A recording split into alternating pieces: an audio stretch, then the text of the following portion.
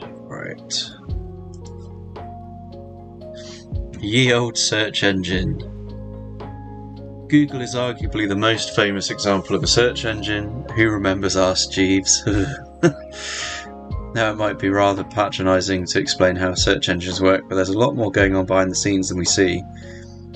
More importantly, we can leverage this to our advantage to find all sorts of things that a word list wouldn't. Researching as a whole, especially in the context of cybersecurity, encapsulates almost everything you do as a pen tester. Murreland Oracle has created a fantastic room on learning the attitudes towards how to research and what information you gain from it exactly. Search engines such as Google are huge indexers, specifically indexers of content spread across the World Wide Web. These essentials in surfing the internet use crawlers or spiders to search for this content across the World Wide Web, which I'll discuss in the next task. So what is a crawler? These crawlers discover content through various means, one being pure discovery, where a URL is visited by the crawler and information regarding the content type of the website is returned to the search engine. In fact, there's lots of information modern web crawlers scrape, but we'll discuss how this is used later. Another method crawlers use is to discover content is by following any and all URLs found from previously crawled websites, much like a virus in the sense that it will want to traverse or spread to everything it can. The diagram below is a high-level abstraction of how these web crawlers work. One of the web crawlers discovers a domain, such as mywebsite.com. It will index the entire contents of the domain looking for keywords and other malicious information. I'll discuss the miscellaneous information later. So what have we got? We've got a search engine crawls a server, I'm guessing, mywebsite.com, reads all the contents, makes a dictionary of the content such as keywords, images, and recorded as a table, or an abstracted table anyway. The crawler then sends the keywords to the search engine to be stored for later. The diagram above, mywebsite.com, has been... Okay, we get that. I'm going to read that again. I've kind of summarised it. As illustrated below, the user submits a query to the search engine of pairs. Because the search engine only has the content of one website, with the keyword pairs, it only returns one domain to the user. However, as we previously mentioned, crawlers attempt to traverse, termed as crawling, every URL they can find. So if it finds my website and had the same keywords as before, but also had the URL of another website, the crawler would then attempt to traverse everything on that URL and retrieve the contents of everything in that domain respectively. This is illustrated in the diagram below. When it initially finds my website, it then crawls the content of the website, finding the same keywords as before, but it has additionally found external URLs. Once the crawler is complete on the current website, it will crawl to the contents of the new website, where it will find the keywords tomato, strawberry, pineapple. Crawler's dictionary now contains the contents of both domains, where it's then stored and saved to the search engine. So to recap, the search engine now has knowledge of two domains that have been crawled. Another note is that another website was only crawled because it was referenced by the first domain. Okay. Because of this reference, the search engine knows the following about the two domains. Okay, and then we've got some illustrations of it.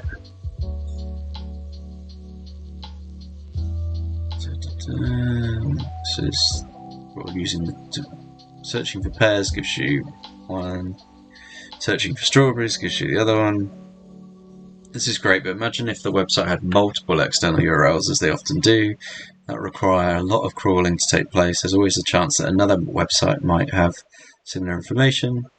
So how does the search engine decide on the hierarchy of domains that gets displayed to the user? In the diagram below, the user was to search for the keywords such as tomatoes. Who decides which website gets displayed in what order? The logical presumption would be that websites 1 to 3 would be displayed. That's not how real-world domains work. So now So who decides the hierarchy? Well, name the key term that a crawler is used to do. Crawl? It's probably index. Yeah.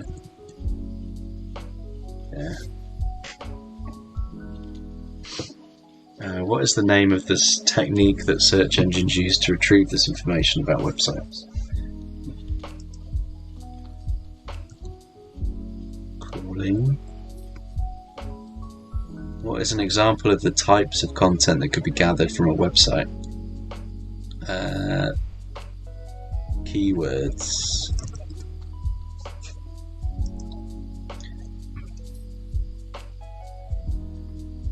So if we... Search engine optimization, or SEO, is a prevalent and lucrative topic in modern day search engines. In fact, so much so the entire business capitalizes on improving a domain's SEO ranking. At an abstract view, search engines will prioritize those domains that are easier to index. There are many factors in how optimal a domain is, resulting in something similar to a point scoring system. To highlight a few influences on how these points are scored, factors such as how responsive your website is to the different browser types, how easy it is to crawl, what kind of keywords your website has,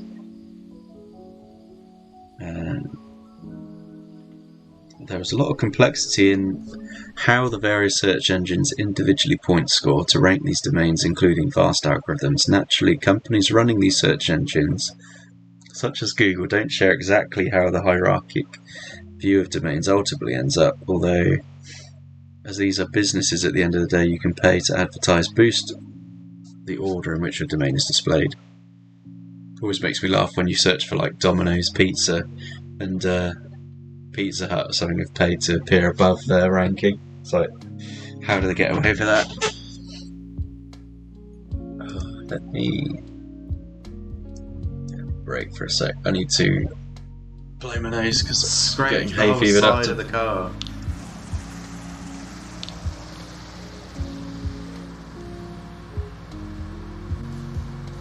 What? What?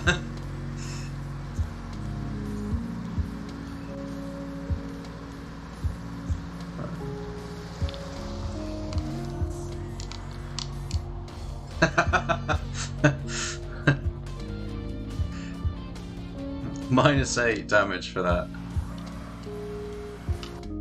Something wrong with you? Oh. Girl, please. Meddling with my life. I'm giving you vitamins. Well, I don't want vitamins to you now. I want my feeling sick. ethereal. Anyone. I'll give you a vitamin D. I'm silent as a monk. I'll give you a vitamin D in a minute. There we go. Suffering from hay fever today. It's the only thing about summer. Alright, so there are various online tools sometimes provided by the search engine provider themselves to show you how optimized your domain is. Let's use Google's Site Analyzer to check the rating of TryHackMe. Web.dev.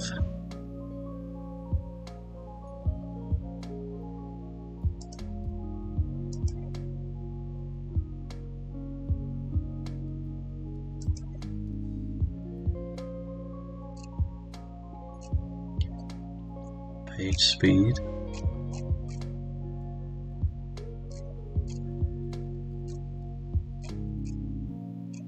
They just changed this page, so it's just not showing what it used to. Measure.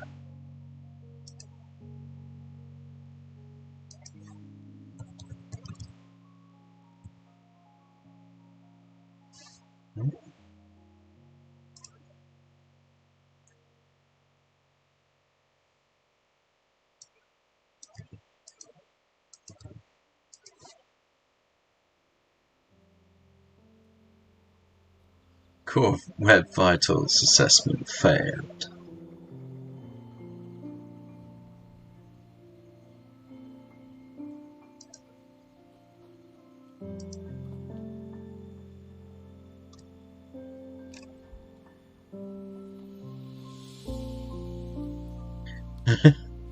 Shit, it is awful.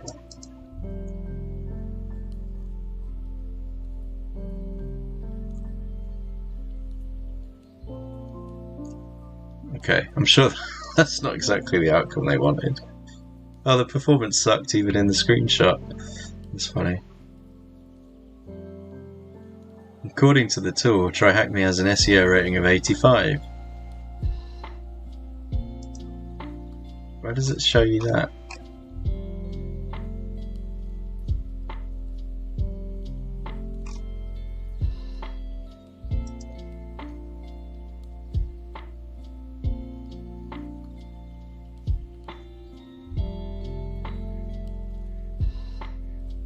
Performance, accessibility.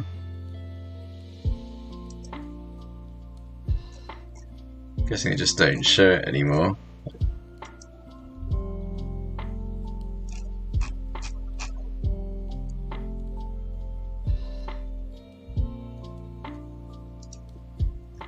SEO? Yeah, it's not even in the list.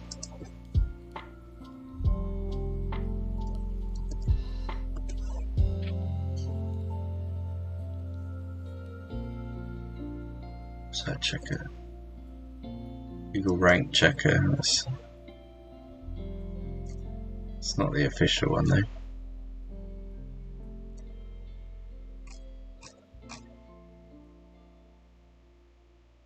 Yeah, no. Abort.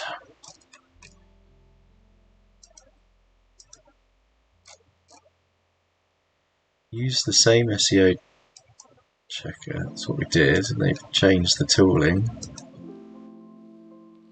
Compare the result and Google Dorking CMatic. Okay, let's do that.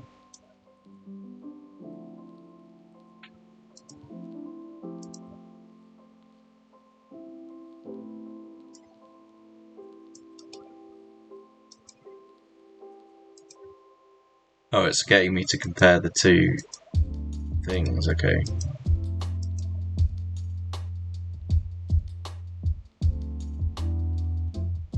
It didn't even load, so I'm guessing the bloke hasn't renewed the domain.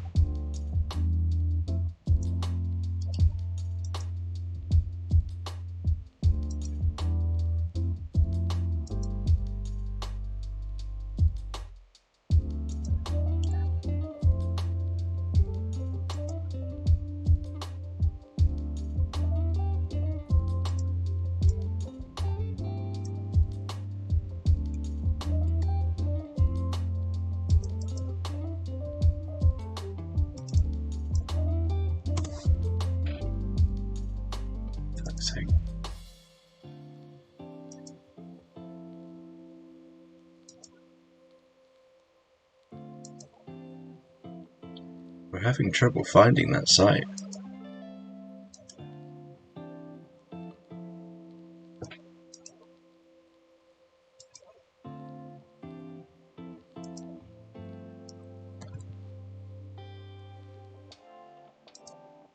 It's a UK site, so that's right.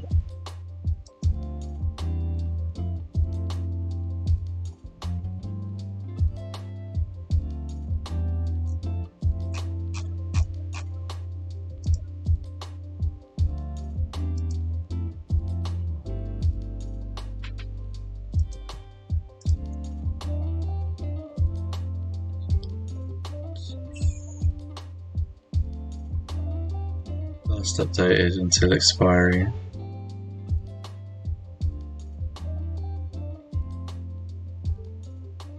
Doesn't expire to the end of the year, so it's still active. Maybe it's just the subdomain's broken. Well, they're not doing anything with it today.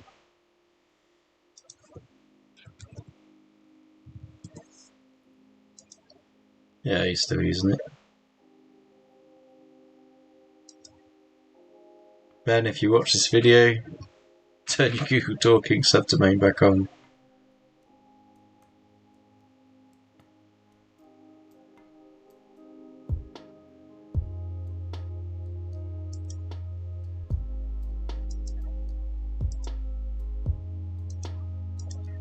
Right, not Doc's bed anymore. Let's complete the lab.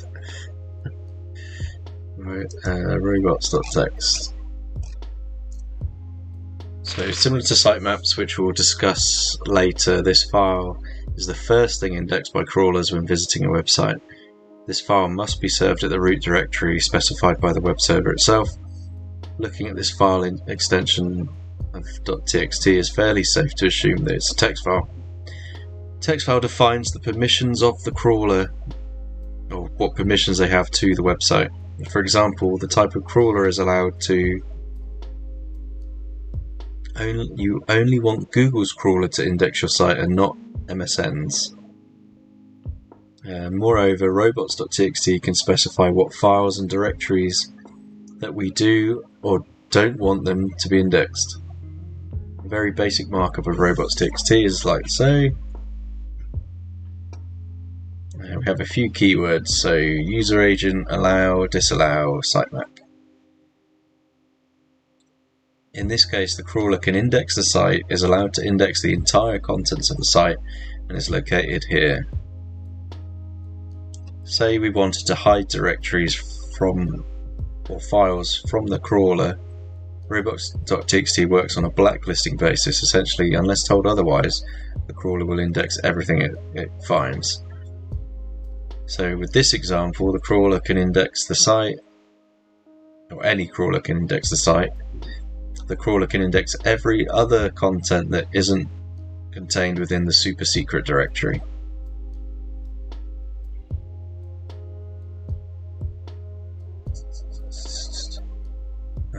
Crawlers also know the differences between subdirectories, directories and files, such as in the case of the second disallow, not a secret, but this is. The crawler will index all of the contents within not a secret, but will not index anything in but this is. The sitemap is located in the same place. What if we only wanted certain crawlers to index our site? In this case, the crawler Googlebot is allowed to index the entire site. The crawler MSN bot is not allowed because they've disabled it. How about preventing files from being indexed? Well, you can make manual entries for every file extension that you don't want. You'll have to provide the directory it is within, as well as the full file name. Imagine if you had a huge site, what a pain. Here's where we can use a bit of regex. In this case, any crawler can come to the site. The crawler cannot index any file that has an extension of .ini within any directory, subdirectory using the $ of the site. Using $ of the site.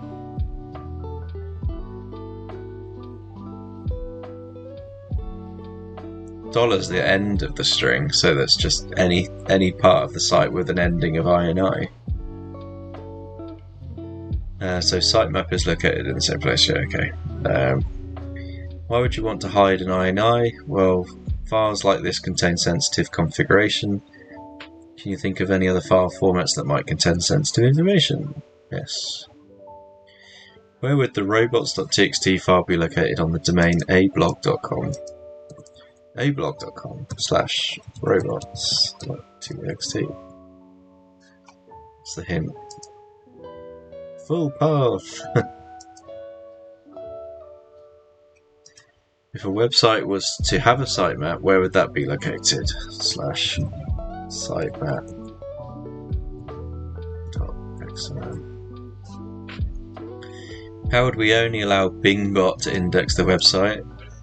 You would say disallow Bingbot because it sucks.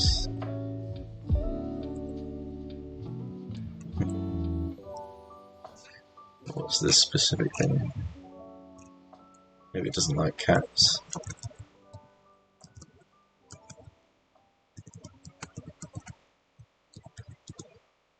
No. How would we only allow? Oh, okay, right.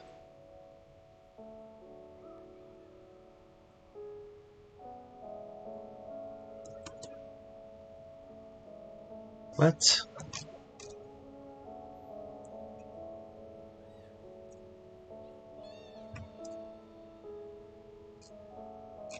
Oh, user agent, isn't it? Fucking not bad.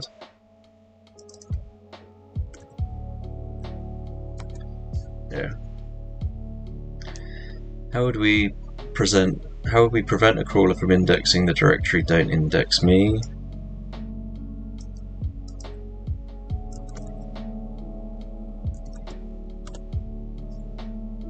What is the extension of the Unix Linux system configuration file? Oh, bless me.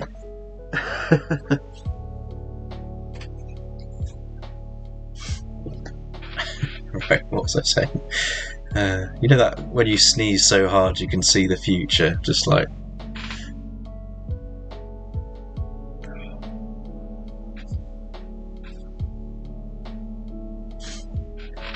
what is the extension of the Unix Linux system configuration file that we might want to hide from crawlers?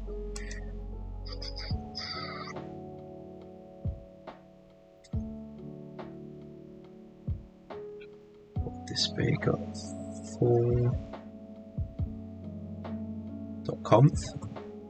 Yeah.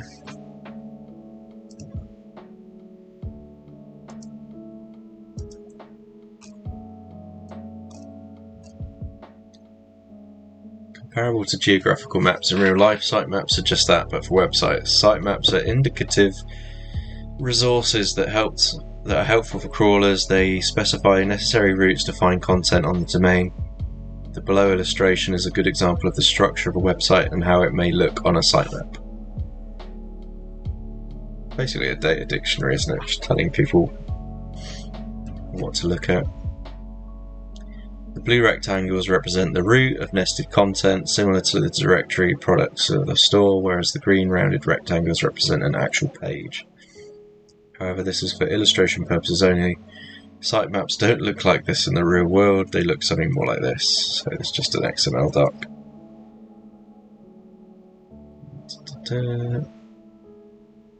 The presence of sitemaps holds a fair amount of weight in influencing the optimization and favorability of a website, as discussed in the search engine optimization task.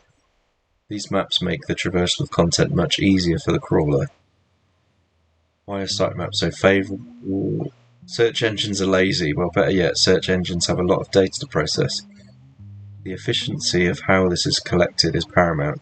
Resources like sitemaps are extremely helpful for crawlers as the necessary routes to content are already provided.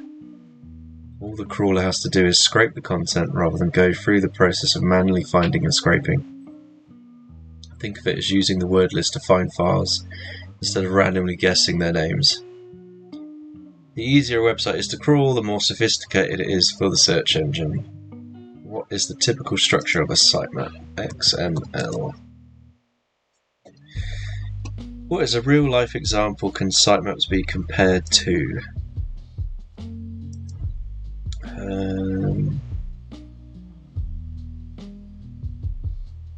What? What real-life example can sitemaps be? Given like an example? What's that one?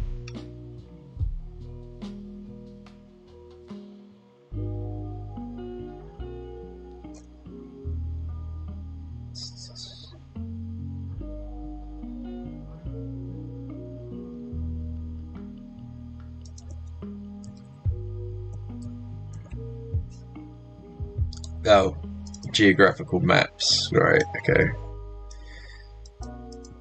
It's like a map. It's nothing like a fucking map.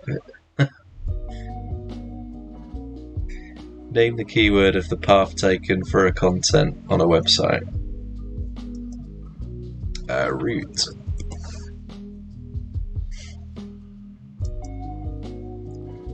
Right. Google Dorking. As previously discussed, Google has a lot of... This is literally called Google Dorking. And the final task is about fucking Dorking. Like, no one cares about the first 5 bits.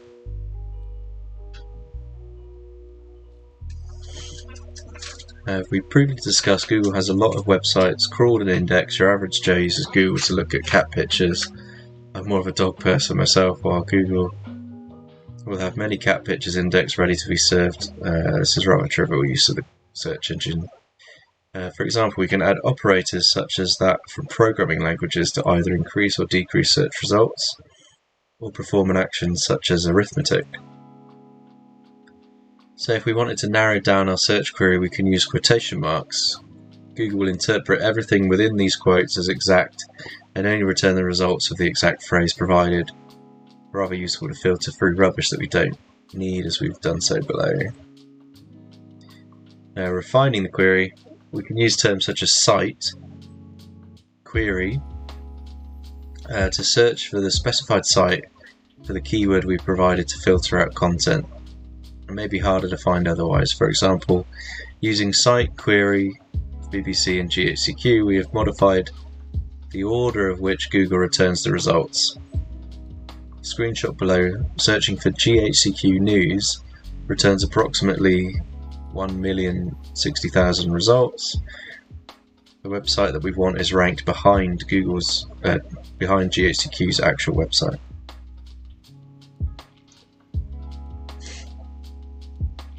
But if we don't want that, we wanted BBC first. Let's refine our search using the site term.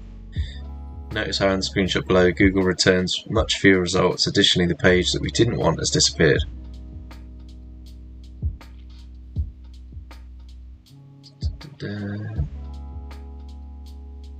So what makes Google Dorking so appealing? Well, first of all, this is the important part, it's legal. All index publicly available information. However, what you do with this is where the question of legality comes into play. A few common terms we can search and combine. So we've got file types, cache, and in title. Let's say we wanted to look at Google and search for all PDFs on bbc.co.uk. Well, now we've refined the search for Google to query all possible PDFs on BBC UK. You wouldn't have found files like Freedom of Information Act from a word list. Here we use the extension PDF, but you can think of any other file formats of a sensitive nature that might be publicly accessible, often unintentionally. Again, what you do with the results is where legality comes into play. Here's a simple directory traversal. I've blanked out a lot of the below to cover you, me, THM and the owners of the domains. But yeah, searching for in title, index of.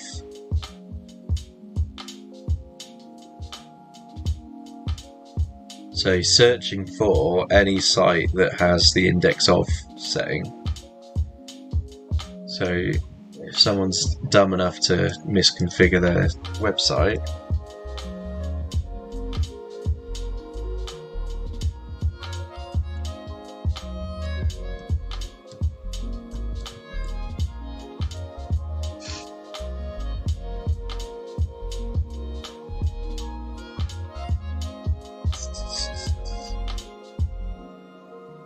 these look alright. It just looks like they've got the word index in them.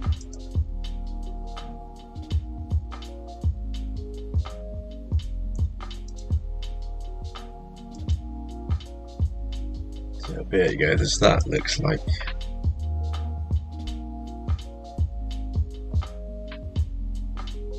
There you go, so yeah. If it's got directory listing enabled, it will give you this view. Europa EU, why has that got?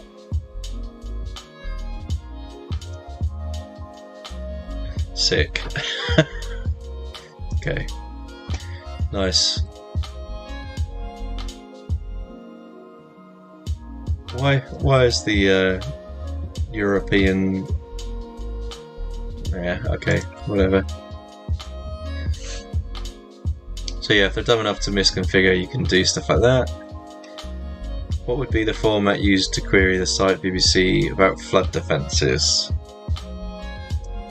So, let's just copy what's there. It's literally there, like, look at that. Let's just take about out.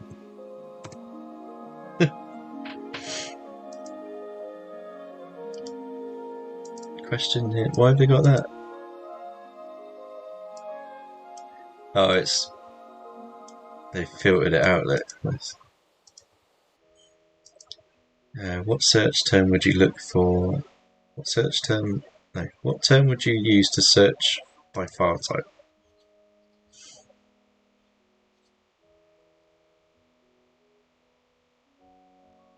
We got format.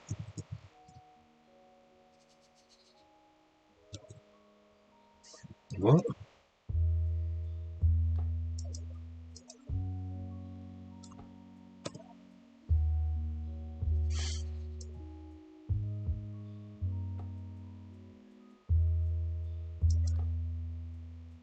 Why has it got a thing at the end like that?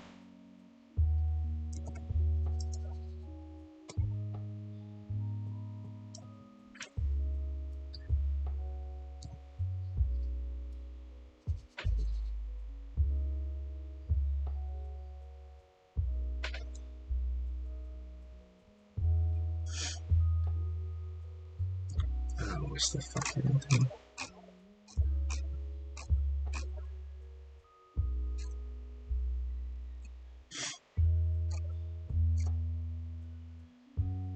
File type. So just need that on its own. Yeah, alright, cool. What term can we use to look for login pages? Just what in title login? Yeah.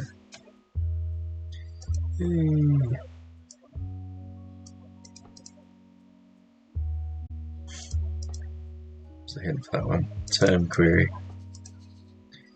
Brilliant. Some of these rooms are pretty low effort, aren't they?